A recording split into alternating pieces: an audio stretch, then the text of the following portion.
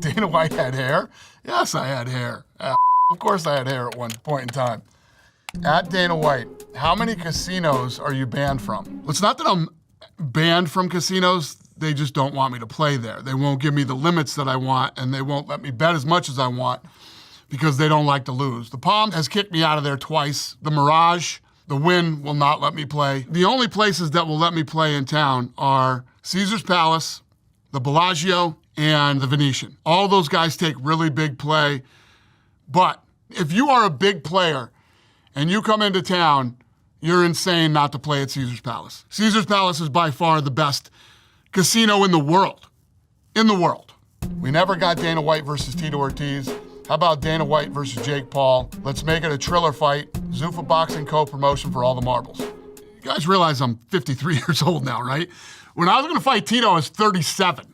I'm 53.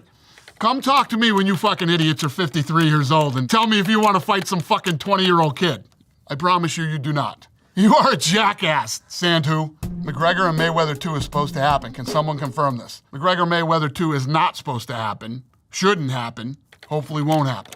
Dana White, if you had to cut one champion, who would you choose? This is a dirty question. Dirty question. And I told these guys at GQ, there isn't any question that I won't answer, except this one. If UFC President Dana White booked Fedor Emelianenko versus Brock Lesnar in 2009, who would have won? Obviously, I'm very biased when answering this question, but I'm going with Brock Lesnar. Brock wanted the fight. I tried to make the fight. We offered Fedor Emelianenko an ungodly amount of money, and they didn't want the fight. I don't know what to tell you. Why do you think people seem to talk about UFC fighter pay? I also would like to get paid more in my job, LOL. Listen, there aren't too many things you can talk shit about the UFC about. If you look at what we've done with the business in the last 22 years, it's incredible. Never been done, ever. The things that we've done in the fight business, you always have to have something to bitch about, I guess. And fighters always want to make more money. Boxing has absolutely been destroyed because of money and all the things that go on. It's never gonna happen while I'm here. Believe me, these guys get paid what they're supposed to get paid. They eat what they kill. They get a percentage of the pay-per-view buys, and the money is spread out amongst all the fighters. If you don't like it, there's a simple solution to this problem. Go start your own MMA organization, no barrier to entry, knock yourself out, pay them whatever you want to pay them. It's been done before. How's it worked out for other guys? Not well. Mind your business. Would Bruce Lee at his peak be able to contend with today's top MMA fighters? It's such an unfair question. I'm such a huge Bruce Lee fan. I mean, Bruce Lee in his day, we wouldn't be where we are today without Bruce Lee. So to try to compare him to today's fighters is ridiculous. Can Habib Namergamethof be considered as the GOAT in the UFC? It's so hard. Obviously, he's talented enough. Who knows what he could accomplish, but he retired too early.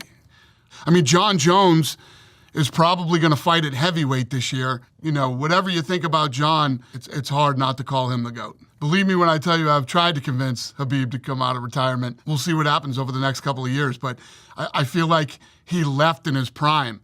I mean, look at what he did to Justin Gaethje right before he retired.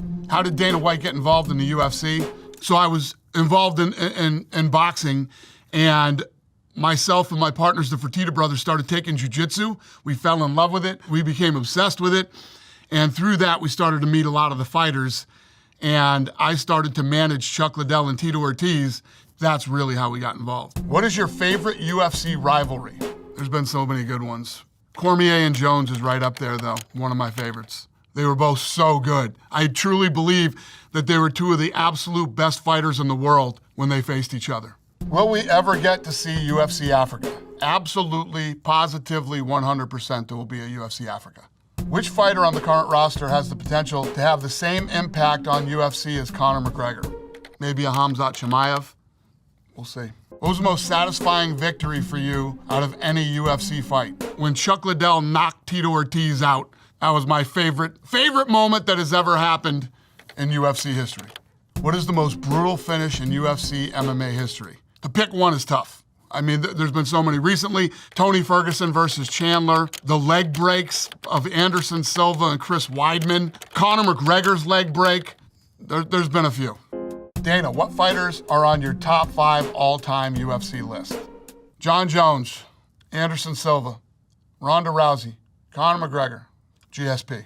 I wonder what is going through Dana White's head during these face-offs. Also, what was the craziest face-off? What's going through my head is making sure that they don't touch each other and a big fight doesn't break out on stage. Tough to say what would be the craziest. Conor and Nate Diaz got pretty crazy. There's a bunch of them that have gotten crazy, but the toughest ones are when you have monster heavyweights that if they really start freaking out, there's not much I'm gonna be able to do. I would like to think that Cormier Jones would have gone differently had I been there, but that was probably the worst one ever. I mean, they're fighting in the lobby of the MGM Grand. Yeah, it was a bad one for us. All right, that's a wrap. We're signing out here on the internet.